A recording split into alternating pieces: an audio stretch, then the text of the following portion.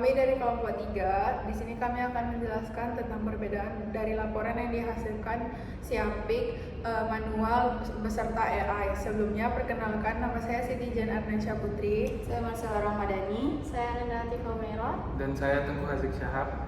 Selamat menonton. Saya akan menjelaskan laporan yang dihasilkan dari proses manual.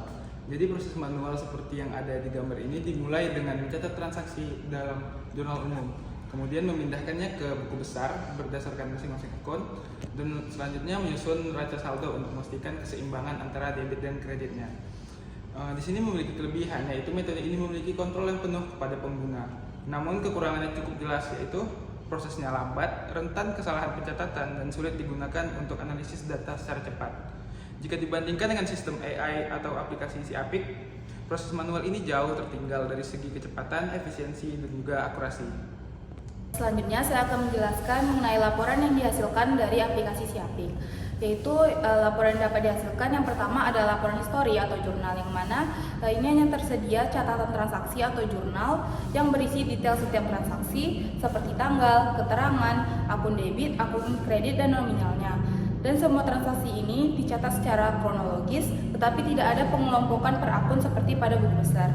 Lalu laporan yang dihasilkan pada aplikasi Siapik ini adalah laporan rincian, yaitu berupa rincian kas, utang usaha, persediaan, modal, dan penjualan. Laporan ini hanya menampilkan pada posisi akhir atau saldo, yang mana masing-masing akun dan detail terkait, namun tidak menampilkan mutasi per akun secara berurutan seperti format buku besar. Tidak ada secara rinci mengenai buku besar dan neraca yang dihasilkan dari aplikasi Siapik ini. Nah, jika membutuhkan buku besar atau neraca saldo, maka perlu menyusun sendiri kedua laporan tersebut berdasarkan data jurnal atau histori transaksi dan laporan rincian yang tersedia di aplikasi Siapik. Selanjutnya saya akan menjelaskan laporan pencatatan menggunakan AI. Pencatatan akuntansi dengan AI memungkinkan proses jurnal umum, buku besar hingga neraca saldo dilakukan secara otomatis dan efisien. Saat bukti transaksi diunggah, AI langsung mencatat ke jurnal umum dengan klasifikasi akun yang tepat, lalu mempostingnya ke buku besar secara real time tanpa input manual. Setelah itu, AI menyusun neraca saldo secara otomatis dengan menghitung saldo akhir setiap akun dan memastikan keseimbangan antara debit dan kredit. Proses ini dilakukan sangat cepat, akurat, dan meminimalkan kesalahan manusia. Namun, pencatatan dengan AI juga memiliki kekurangan seperti biaya awal yang tinggi, kebutuhan akan keahlian teknis, keterbatasan dalam menangani transaksi yang rumit atau tidak umum, serta risiko keamanan data yang harus dijaga dengan baik. Selanjutnya saya akan menjelaskan kesimpulan dari 3 aplikasi tersebut. Nah, yang pertama itu ada proses manual. Kelebihan dari proses manualnya tersebut adalah kontrol penuh terhadap pencatatan. Yang kedua, biayanya itu rendah dan tidak membutuhkan software khusus saat menggunakannya. Yang ketiga itu cocok untuk skala usaha kecil. Nah, kekurangan proses manual sendiri, yang pertama lambat dan rawan salah input, yang kedua tidak efisien untuk transaksi banyak, yang ketiga sulit dianalisis cepat dan tidak real time. Yang kedua dari aplikasi Siapik.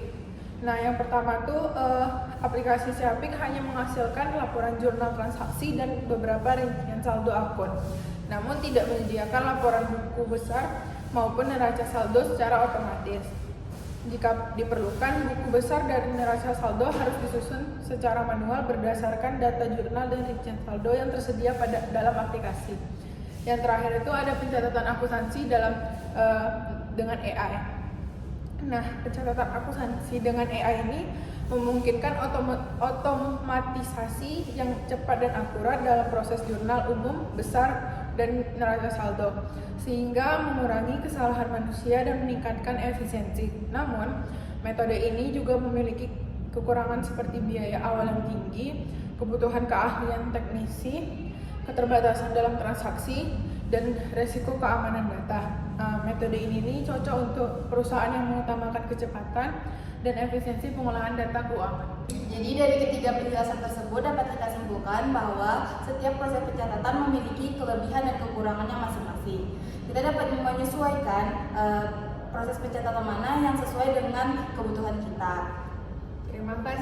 Terima kasih sudah menonton video kami. Jangan lupa like, komen, dan subscribe. Dah.